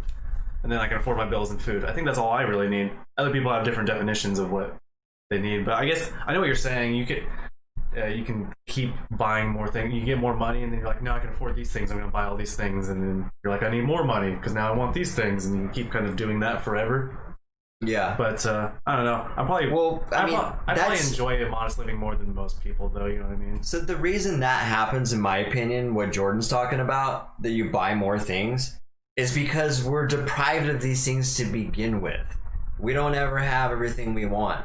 So when we get the money and we have these options to do it, of course we're gonna do that. Yeah. I never had the money to do that shit before. Like, I'm gonna do it. Yeah. Some people buy stupid shit though. It's like you can get rich, you're gonna buy a Ferrari. Why? That's just really frivolous spending. Posturing. Yeah, exactly. Most likely. And I mean, there's some exceptions where people are just like, I can understand, like, if you're like, I'm talking about like the middle-aged guys. I mean, if you're like an actual car guy that like your whole life is around exactly cars, that would actually make sense. As I say, there's exceptions where dudes are just like, this, I love this car, you know what I mean? Whatever. But for the most part, yeah, there's frivolous spending like that that's just to posture. But Jim made a point a while back, though. He said, you know, he makes when he had his own business, he made way more money than he ever did working for somebody, which is a no-brainer. Is that true? I thought he made. Quote me if I'm wrong with this. I thought you made good money at the mill when he worked at the mill before it shut down. I thought he was making pretty decent money there. Also, Jordan said, "Miss you. I miss you too, bro. It's been a really long time. We should hang out sometime." Dude. So, yeah, living paycheck to paycheck though. That's why your goal is to not. You shouldn't always. Okay, so if you do plan on working for somebody the rest of your life, as of now, I would recommend starting a side hustle, something alternate on the side, like if it's a side business or something. Just start working on something, because it's not going to be enough just having one job, because you will be living paycheck to paycheck. But the idea is to get out of that routine where you're not working paycheck to paycheck. That's the goal. You know, that reminds me, I could start streaming again now. I just realized I got a new computer. Oh, nice. Yeah. I think it'd be a cool hobby. I probably won't make any money with that, but it's a cool thing to try, you know? Yeah. It's always fun. So just so you know, Jordan, like, I very much live paycheck to paycheck 30 plus years of my life. And like I said, you probably heard me talking about all these, you know, it took me decades of working my ass off. Well, I worked, like I said, the last job I worked for, I worked for them for 10 years. I worked for one company for 10 years. And I didn't get paid shit by the time I was leaving there. I was asking for a raise, and by the time I actually got looked at, it was already too late. My boss was like sitting me down at the table and coming at me with offers and stuff. I was already gone. I remember that. You're like, I was like, I already made my mind up. I remember he told him he was leaving. He's like, well, if you give your raise, you're like, it's too late, bro. We're done. Oh, I think I remember having that conversation with you. Yeah. But so that moment, I lived paycheck to paycheck all the way till that moment. Then I had a fucking really rough time for 2 years trying to start my own business with a partner that didn't work.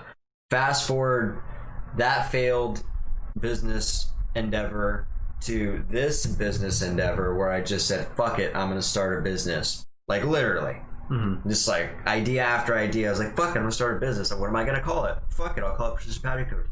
What am I gonna do? Make a logo? Fuck it, I'll draw a logo. Like literally one idea after another that has just been developed into this business now, where I'm not living paycheck to paycheck anymore. Like I haven't lived paycheck to paycheck in over a couple of years. But it was a bitch starting out, and that's kind of what it takes though, is literally starting at the fucking bottom. And the thing is, like, you can't get any loans or anything when you just start out fresh too like that. You have to have a business for 2 years for any type of help from anybody. That's annoying. So you're really on your own starting out. All the marketing, all the work, all the hiring, all that stuff. It's hard to come up with a business idea you can afford to try out sometimes. Yeah, you that's have these true. grandiose ideas that aren't achievable unless you have an investor or something. Yeah, absolutely. I mean, it really takes risk though. But the reason I'm telling you that story is because you could do anything like that too, dude. Like anything, any skill that you want to do or already have, you can make money off of right now on the side.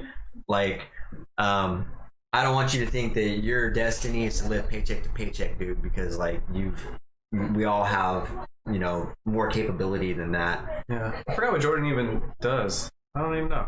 Are you living paycheck to paycheck? Yeah, are you living paycheck to paycheck? Because I assumed since you said that. Also, you don't have to answer that. I'm just curious. Yeah, that's a personal question. You also said I would love to start streaming. You could totally. Are you a console gamer or do you PC game? I think it's relatively easy to stream on the console. Actually, I don't know how to do it, but people do it, so I'm assuming it's not that hard. Modern consoles are pretty capable of doing some good shit. So yeah. But yeah. Also, he congratulated you on your business. So I really appreciate that, man. Thank you. Like I said, it's been a really hard journey, and it still is. And so I've been doing it. My business is about 2.5 years old now, and so yeah, it just continued to grow up. But like I said, the reason I was telling you that is because in case you were living paycheck to paycheck, like I said, I think you're more. I know you, and I remember you, so you seem like a very capable individual that you can excel. Yeah, that's what I thought. Exactly. Jordan's cool, and he's always been pretty good at things. But yeah, that's what I thought. I couldn't quite remember. He's a project manager at a telecom company. Doesn't live paycheck to paycheck. So. Yeah. What more importantly, you know what it's funny because like I was like, as I started getting more money, I was like thinking, like what do I really want money for? Yeah. Like other than buying shit. Not really that. What I really wanted money for, one of the first things I really wanted money for was obviously not to live paycheck to paycheck to get out of that feeling, but to have fucking emergency money. That's what I was about to say, is security. Yeah, dude. I can't tell you how many fucking times within those 30 some odd years living paycheck to paycheck where something happened to my vehicle. Your car breaks down. Exactly. A hospital bill. Something comes up and you need $3,000 or something on the spot, and you're living paycheck to paycheck. You don't have it. And you take out a loan or whatever the fuck you gotta do, and then you're in debt. That's the biggest thing. So if you can get out of that, that's when you know you're making some right moves, when you've got a cushion there for emergencies, when you gotta come up with money fast. Yeah. So that's a good feeling right there. So hey, congratulations on you too, man. Project manager and shit. For real. Yeah. And not living paycheck to paycheck. That's cool, man. I just need to get successful now. I feel like all my friends from school back in the day are like pretty successful. I'm just doing it late. Okay, I'm going to college now. We'll get there. There you go. I like that rule of thumb too, man. 3 months of bills and savings. There you go. I feel like that's so much money for me. That's so funny. There you go. It's not that much. It's like at least you have a rule of thumb. $3,000. Too. I could save up $3,000. Yeah. It's not that much, man. No. And especially, I was just having this conversation with Snakes and someone else, but we're talking about money because we're talking about my truck, I think, because I just bought a new truck. I told them I paid cash for it, and they were like, I've never seen that much cash. And I was like, dude, the older you get, your perspective of money, it changes. Yeah. It's just like, you paid cash for your truck? How much did you pay for your truck? 24. You paid $24,000 in cash? Yeah. I didn't even know you could have that much cash. Yeah. I thought that was no, illegal. It was a check. Oh, okay. Yeah. Okay, you meant like you didn't take a loan. Exactly. Okay. In full. Okay. I guess. I thought you meant like you just pulled out $24,000. You're like, here you go. Yeah, I could have done that. Here's a suitcase. You can't. You gotta. Most times in banks, you can't. I thought you it's- gotta pull out in two different.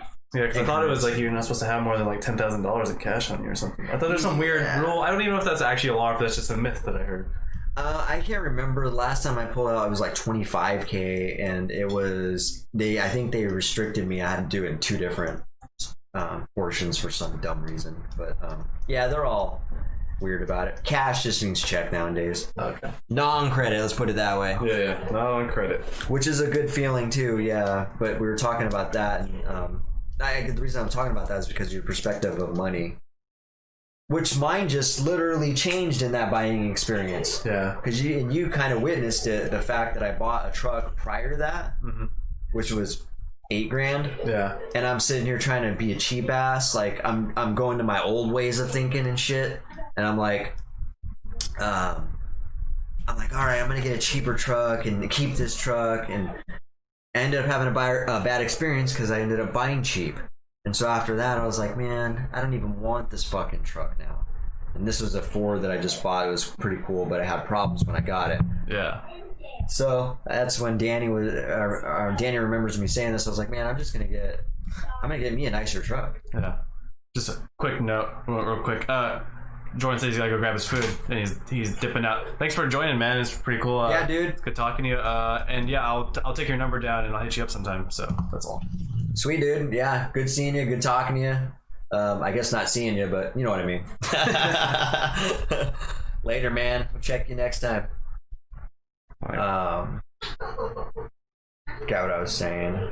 Something about your truck, right? You're buying all your truck all at once and not going into debt for it or whatever. Yeah, I can't remember where I was going with that, but long story short, the reason I did bring that up was perspective of money changes. You know what's kind of I would like to get to that where I could buy things in cash, because like right now I feel fine because I put things on credit and then I pay them off. But it would be so much nicer to just pay them off and not have a monthly bill every month. You just it's also cheaper. Yeah. Because when you pay interest and stuff, you're actually paying, you end up paying thousands more. Yeah. Just like a house. Mm-hmm. When you buy a house for, $250,000, you end up paying probably $300, $400, $350 maybe by the time an interest is done with. Isn't it weird how the world is just made to make you poor? If you're poor, it's like made to keep you in the ground. It's like if you're rich, you pay less money. Yeah. And if you're poor, you pay more money for the same thing. Yeah, the system is set up to make the rich richer, and the poor, not necessarily poor, just have a harder time. It makes it very difficult for them. Yeah. It's not necessarily set up to make them poor. It is definitely putting a huge hurdle in front of them, though. Yeah.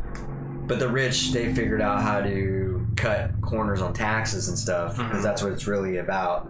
The rich have figured out tax loopholes and whatnot to pay taxes on, man. Because taxes is what really kill people. Taxes are crazy, man. That's fucking insane. Yeah. Your income tax is like 20% or some shit. It's like, Jesus, man. You get taxed on that, and then you get taxed on spending, and then you get taxed on everything. I'm saying it's bullshit that they tax your income and then tax your spending. You tax the cash check that you got taxed on. I mean, tax on top of tax. I get what you're saying, though. Yeah, I mean, that's true for some people. Sometimes they don't have a bank account, they gotta go to Fred Meyer and get a cash, and they're like, yeah, we charge $15, $7 or whatever. Oh my God. Yeah. I mean, everybody gets a piece of the pie before it even gets to you. Yeah. I don't miss that, I must say. That's another perk about having your own business is the check comes to me. I make my own prices. That check comes to me, goes into my account. Nobody fucks with it. Like, they can't even garnish my checks, I don't think, when you own your own business. At least for child support, I don't think they can. Which I'm not saying I would never owe child support or anything. I'm just, I don't know, thought I'd just use that fun fact, I guess. Child support as you have custody over I have full custody, so yeah. I need child support, matter of fact. No, I don't need child support. I was saying, like, I'm pretty sure you got it handled. Yeah, it's more, if I asked for child support, it'd just be more for a responsibility thing, accountability thing. I thought it seems kind of petty at this point. It would be petty, but it'd be like an accountability thing. I mean, like $50. Yeah, come on. $50 child support, you know what I mean? Just show that you care a little bit. Good faith payments. Yeah. But well, let's shift gears again here. We I don't know if we ever solved or ever got to a conclusion, but we started off talking about the auto systems and how they're becoming a problem and all that. But yeah, we'll keep our eyes peeled for changes on that, because like I said, they're finding out a lot of problems on that. One thing I did want to talk about again, since we enjoy talking about this, and it seems to be he's gonna bring up a topic I hate talking about. Something that's relevant. No. What's up? They can take your whole bank account. Yeah, that's true, man. That's scary. You know what's funny? I better watch what I say actually on here, because I get weird about that. But like a good portion of time when I started this business, I didn't even deposit a lot of cash. Because I was scared of that reason, you know what I mean? Like, the government can just take your money whenever they want, and they really can. But let me tell you, that made it really hard to do my bookkeeping at the end of the year, though, because I had nothing on record, nothing on file, and I paid for everything in cash, and I had I had to operate on just receipts at that point. So it made it twice fucking hard, dude, my first year. So I don't do that anymore. Yeah. But yeah, it's a scary thought that they could just. They can, but it's very unlikely that they're going to, unless you're actually doing something. You have to do something highly illegal, yeah. I'm not doing anything. If you're just doing like a legitimate business, they're not just gonna just jack all your money. Yeah, I think you have to do something illegal, maybe. I don't know. For them to, I don't even think they can seize your account if you owe a lot. I mean, I don't know how that works. I guess I'll find out. I'm in good standing though, so I'm not worried. But the thing I was going to talk about was victim mentality again. Again, man. This thing's got layers. But how much time we got? We got 18 minutes. Oh wow, I feel like we still have like half an hour or something. No. Okay, that's just enough time. That's exactly what I thought it'd take. 18 minutes. So victim mentality. The reason why it's on my mind is because I was watching a short snippet on Brian Rose's London Real with a guy named Dan Crenshaw, and he was talking about victim mentality again. I didn't catch the whole conversation. I should have, and I'm going to, but the parts that I did catch was interesting, and kind of talking about a different angle of it. And what they were talking about that caught my attention was like, when did the victim mentality like become the hero? You know what I mean? Oh, yeah. Like, and this is a true statement. Like, there's a time where that shifted, and like the person that's always the victim now is like the hero now. You know what I mean? And everybody likes to get behind that person. Like, like, cheer on, and you know what I mean? Like, I wonder when that happened, because I don't remember that always being like that either. No. You know what I mean? I don't know. I feel like the last 10 years it's really gone to shit. It's really... that's probably a fair amount of like time. Starting in like 2010 to... It wasn't even really 2010. It was more like 2015, or... You know what I mean? It's like the last 5 years, really. I wonder where it's like started to go out of control, the fucking crazy like social justice warrior culture and shit. It's literally been like the last 5 years. A lot of reaching. Yeah. Real... Just like, I mean, finding things to be offended about and shit, and fucking all rallying together and just... We're so offended. It's literally been like about the last 5 years. I mean, it probably started 10 years ago, but it wasn't like big like it is now. It's really ramped up, yeah. And it's ramped up to the point where, like we said, now that's like admired, and the victim mentality is the hero, which is fucking weird. But I totally understand what he's talking about, because I see that's happening. That has happened. Why has that happened? When can we get back to like the real heroes? Also, when can we get back to the real victims? Like, yes. So you're taking away. Yeah, that's what I was about to say. Is like they literally are taking away from people that actually have fucking issues. You know Good what point. I mean? Stop reaching for shit. Your life's all right. Yes. Probably. Good point. I never even thought about that. So on that's average, why it's a good conversation. I would say on average, your life is average. Chill the fuck out. You know what I mean? Not saying there aren't people with problems, but not all these people that are fucking freaking out over stupid shit have problems. Like, calm the fuck down. I like that. On average, your life is average. Yes. Yeah, it's pretty annoying, man. But again, there is a time when that happened. We don't know when it is, but it's pretty annoying. Let's get back to you. I think there's a lot to be said about what you just said, though. The fact that the people out there that are like reaching to be a part of this victim group, this part of this victim group that actually includes real victims, they're taking attention away from the people who actually should have that attention. Yeah, I think that's fucked up as well. Yeah, I didn't even think about that until you brought it up right now. Stop trying to be a part of a group you're not. And stop trying to find things to be offended about. Like, how fucking pathetic is your life that you need to go find things to be offended? Like, go do something with your life, dude. You gotta sit there and like scour the internet and wait for someone to say something in offense, like, and then be like try to twist what they said around and shit to be like offended. It's like that is a lot of time on someone's hands. You could be using that time to go figure out a way to not live paycheck to paycheck. Yeah, or like go fucking create something or get some better social connections or something. You know what I mean? Like go fucking, which will make your life better. To not living paycheck to paycheck. Exactly. Yeah, you got it. And also, you probably stop giving a fuck about stupid things to be offended about. You'd be like, my life's so great, whatever. You know what I mean?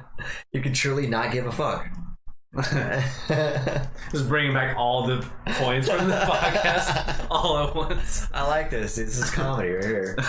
That's what comedians do, man. They just bring it back, touch the points. You always have to bring back a joke at the end. Exactly. Also, yeah, Grandpa, he sent me the flying car video. It's my phone, apparently. Yeah, I'll check it out later. So, what, a video? It's a flying car. Okay. It's too big. Maybe. Right on. We'll check it out. But yeah, I thought it was really cool. They were having some cool conversations about that.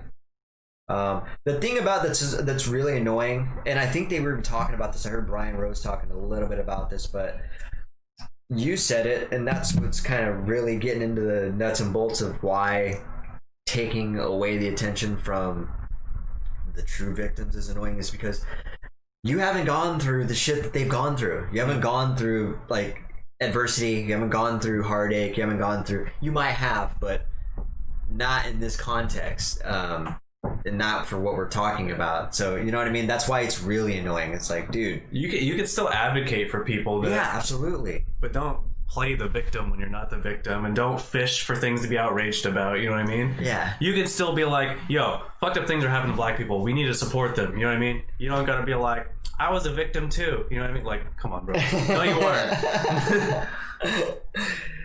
yes, and that person's white that's saying that. Yeah, that's exactly. Yeah. That is happening too. Yeah, that's just funny. We stand together, brother. They're like, hello, we're over here. Yeah. And you know what that reminds me of? It's funny because I just had this scenario today, actually. It's kind of like the homeowner that has the two dogs. They got the big dog, and then they got the Chihuahua, and they're both friendly dogs, right? And then you're new in this house, and you're coming in, and they're all friendly and shaking their tail and waggling. They all coming up to you, and they're both fighting over attention. You know, the bigger dog's just getting jealous that the little dog's getting attention, and they're just like, "What about me? What about me?" That's what it feels like. You know what I mean? It's like one at a time, guys. Whoa. Yeah, everyone needs attention. I mean, that's just part of nature. But just find a more constructive way of getting your attention that you need. You know what I mean? I think everybody requires attention in different areas too. You know what I mean? Like, it doesn't have to be the same. Like, okay, we're talking about this now. I also need to talk about that. You know what I mean? Yeah. I don't know if that makes any sense to you. It's like all at once is too much, if that makes sense. Everybody at once. Like, that's why I think Black Lives Matter is good in a digestible fashion. Yeah. Rather, also, apart from that being just offensive when you say all lives matter, but it's also better to say that than all lives matter, because it's like, yeah, we're not talking about that right now. We're talking about something we can focus on. Actually, let's focus on this one, then we get to fix this, get to the next thing. Fix one thing that. at a time. Yeah, exactly. Exactly.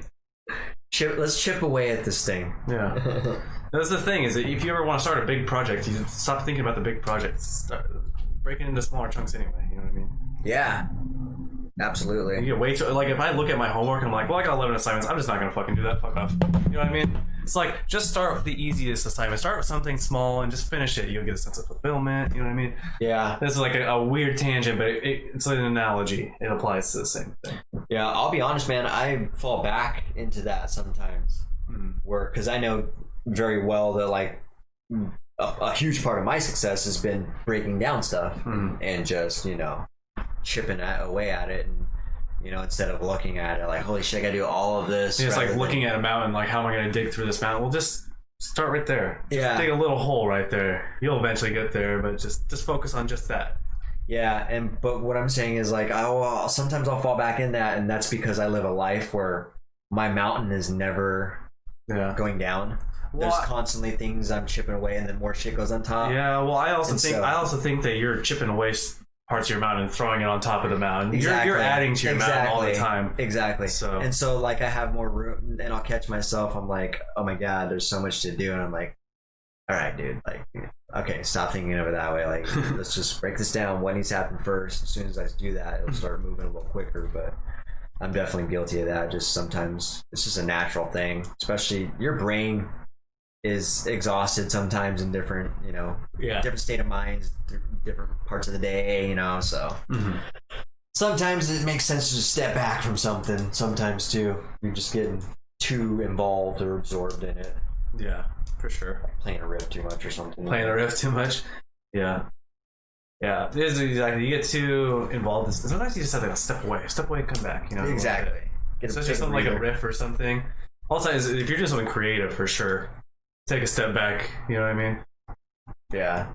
Even just staring at a computer, like I've been caught up in permitting and all that shit, and like I haven't even been good at that. But I need to step away. Like you gotta let your brain rest. Basically, what it is, it's anything that requires brain effort. If you start getting to this, like, I can't move forward. Sometimes you just need to it's like flexing a muscle. You know what I mean? It's like you're flexing your brain, which way too much. Yeah. Yeah, it's like if you're trying to lift a weight and you're trying to hold it there forever, eventually your arm's not gonna be able to move anymore. It's like you gotta rest that fucking muscle so it can do it again. Gotta pull a muscle, man. I strained my brain. That reminds me, dude. I did something to my shoulder, and it is just sore as hell. Oh, you're preaching to the choir. Oh yeah, that's right. You're preaching to the choir though, man. My legs are like, dying, man. And I was like, they're staying sore for so long that I'm like, you're just gonna have to fucking suck it up, okay? Stop being a little bitch, like, to my legs. Like, come on, we're going skating. It's been 4 fucking days. You're doing it. Stop being a little bitch. Nice. Yeah. I kind of like that. I like forcing it sucks sometimes in it, but you definitely feel good about yourself. Yeah. I mean, I'm still giving my legs rest time. I'm just like, you don't need 4 fucking days. Come on, get it together. Completely resting. Yeah. It's like, they'll eventually, get conditioned and be fine. So I'm like, I'll deal with a little bit of soreness. Like, fuck it. Yeah. That's cool, man. I'm glad you're getting back into skating and stuff. It's really cool. It's like a really nice way to exercise that's fun and creative at the same time. With like doing squats, I'd be like, fuck me, man. I don't want to do squats. I never even did squats when I went to the gym. I did like all the other leg exercises instead. Yeah. I was like, I fucking hate squats. All the other odd leg some of them were odd, like the one where you're like fucking revving a bike basically, or you're shoving your leg behind you. You do like a one-legged heel stretch. It's kind of like pushing a skateboard, but with weight. It's kind of way back. Don't you really extend your leg back? Yeah. I mean, I do that on a skateboard too. When I fall, when you basically like when you're pushing to go really fast, you do kind of fall through like that. Okay. And you kind of balance and then pull your foot up. Yeah. Yeah, I was just gonna say that, Jim. Yeah, when you get older, the little things last long. The little pains and tweaks and stuff, and yeah, I'm just gonna have to get over it because I'm not getting any fucking younger. So just if it hurts now, I better get in shape now before I'm fucking 40. If I just then try to get in shape at 40, it's gonna be way worse than now. So yeah, no, that's true, man. Yeah, it's weird. I want to be one of those people that, like, you see those old people that have been working out like their whole lives and they're like still feeling pretty good. You know what I mean? Like, obviously they're not as good as they were in their 20s, but like they're doing much better than people their age. Mm-hmm. I want to get there. That's where I want to get. They've been working out their whole life. I think. Yeah, exactly. I mean, but it's got to be a part of your life. That's another thing we fell out of too, is running and stuff. Yeah, I just fell out of it because of this fucking pandemic, man. I swear to God. But now I found a way to work out during the pandemic that kind of works for me. So, yeah. Well, we got 5 minutes. I'll blame it on this podcast. It was a sacrifice for this podcast. This is normally our running time. Yeah, he gave up on his physical health for the podcast. 2 days a week. He still has 5 other fucking days of the week, but we'll blame it on the podcast. Those days are allocated for other shit, though. That's almost true. It's almost true. Almost true. Well, right. Your weight has a lot to do with it, and out of shape. I mean, I'm pretty skinny right now, so my weight's not really holding me back very much. I need more muscle mass, so honestly, that's what I need right now. Yeah, I always struggle with getting muscle mass. I think we're both kind of naturally agile people. You know, some people are just built more agile and quicker. I could still use muscle mass because even when I was at my peak athleticism with being agile, I was probably about 10 pounds heavier than I am now because I had, small muscles that were very conditioned, So, yeah. I think you're kind of saying we're probably never going to be fucking bodybuilders, I mean, I don't really think it's really in the cards. I think that window's closed last year.